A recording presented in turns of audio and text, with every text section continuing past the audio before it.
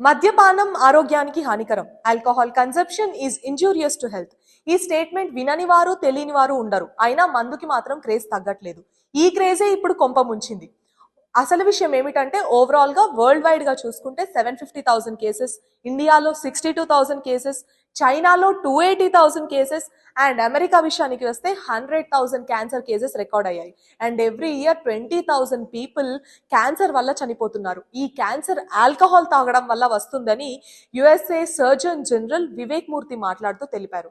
As per Vivek మూర్తి, cigarettes పైన ఎలా అయితే cancer causing warning label smoking is injurious to health and causes cancer అని ఎలా అయితే మెన్షన్ చేస్తారో అలాగే ప్రతి ఆల్కహాల్ బాటిల్ పైన కూడా cancer causing warning label mandatory చేయాలి అని చెప్పి తాను వివరించారు. ఇది డ్రాస్టిక్ డెసిషన్ అయినప్పటికీ కూడా ఉపయోగపడుతుందని తాను తెలిపారు. అంతేకాకుండా చీప్గా దొరికే చీప్ లిక్కర్ అయినా, కళ్ళకి ఇంపుగా కనిపించే కాస్ట్లీ బాటిల్ అయినా కూడా, $4 బాటిల్ అయినా, $400 బాటిల్ అయినా సరే, ఏ ఏజ్ గ్రూప్ వాళ్ళైనా సరే extreme level of alcohol consumption causes cancer.